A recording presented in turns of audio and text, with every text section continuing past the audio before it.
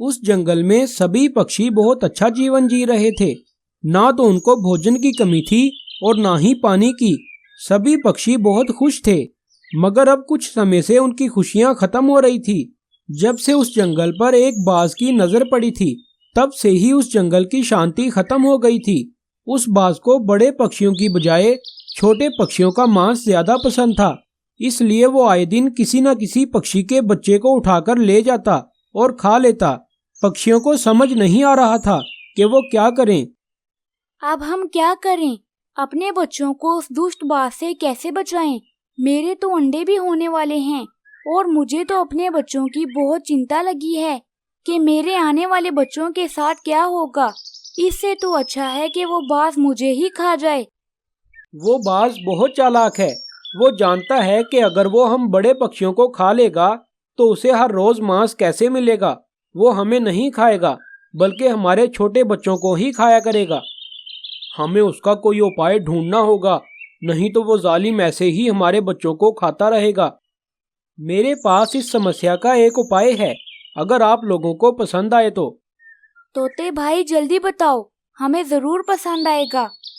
जिस जिस पक्षी के अंडे होने वाले हैं वो जाकर घने पेड़ों में अपना घोंसला बना ले और वहीं पर रहे जब तक कि उसके बच्चे बड़े नहीं हो जाते। हम लोग उसको भोजन वहीं पर दे आया करेंगे। इस तरह उस बाज को छोटे बच्चों का मांस खाने को नहीं मिलेगा और वो हमारा जंगल छोड़कर चला जाएगा। अरे हाँ, ये ठीक रहेगा। अभी तो मेरे और रानी कवि के बच्चे होने वाले हैं। हम दोनों जाकर घने पेड़ों में घोंसले बना लेंगे और तुम हमारी मदद करते रहना। इसके बाद जब तुम्हारे अंडे होने वाले होंगे तो हम दोनों भी तुम्हारी मदद करेंगे। इस तरह टूनी चिड़िया और रानी कवि घने पेड़ों में अपने घर बना लेते हैं और वो बाज रोज पूरे जंगल के चक्कर लगाता, मगर उसे कहीं पर भी किसी पक्षी का बच्चा नजर न आता। अरे ये क्या हो गया है जंगल को? ये सारा जंगल खाली कैसे हो गया? जरूर ये पक्षी मेरे साथ चालाकी कर रहे होंगे। मैं भी पता लगाकर ही रहूंगा कि आखिर इनके दिमाग में चल क्या रहा है। ये कहकर वो बाज वहां से चला जाता है और सीधा उन पक्षियों के पास पहुंच जाता है। अरे चालाक पक्षियों, तुम्हारे बच्चे कहाँ चले गए? जरूर तुम लोग मेरे साथ कोई चालाकी कर रहे हो। नहीं बड़े भैया, हमारी क्या मजाल कि हम आपके साथ चालाकी करें। असल में बहुत दिन हो गए किसी भी पक्षी ने अंडे नहीं दिए, तो इसलिए किसी भी पक्षी के बच्चे भी नहीं हुए। मैं जानता हूँ कि तुम लोग मेरे साथ झूठ बोल रहे हो। मैं भी यहीं पर बैठा रहूंगा और जब तक मुझे सारी बात पता न लग जाए मैं यहीं पर रहूंगा।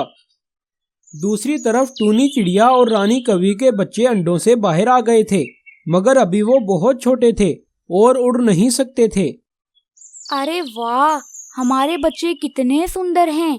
जब ये उड़ना सीख जाएंगे तो हम इन्हें यहाँ से ले जाएंगे। मम्मा, मुझे लगता है कि मैं अभी उड़ सकता हूँ। देखना, मैं आपको अभी उड़कर दिखाता हूँ। ये कहकर मानू चिड़ा तुरंत वहां से उड़ जाता है। वो पहली बार उड़ रहा था और दूसरे पक्षियों से बहुत तेज उड़ रहा था। वो उड़ते उड़ते उस बाज के पास से गुजरता है। अच्छा, तो ये बात है। ये पक्षी अपने बच्चों को लेकर कहीं और चले गए हैं। चलो खैर, मैं इस बच्चे को तो पकड़कर अभी खाता हूँ। मुझे तो बहुत जोर की भूख लगी है। ये कहकर वो बाज मानू चिड़े के पीछे लग जाता है, मगर मानू चिड़ा बहुत तेज उड़ रहा था और वो बाज बहुत बूढ़ा हो चुका था। इसलिए मानू चिड़ा उसे पूरे जंगल के चक्कर लगवाता है और आखिर वो बाज थककर जमीन पर गिर जाता है। उस बाज ने बहुत दिनों से कुछ नहीं खाया था और आज वो बाज बहुत थक चुका था, इसलिए वो जल्दी ही दम तोड़ देता है।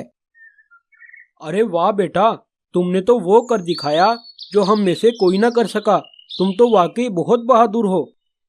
हाँ बेटा, तुमने हमें बहुत बड़ी मुसीबत से निकाला है।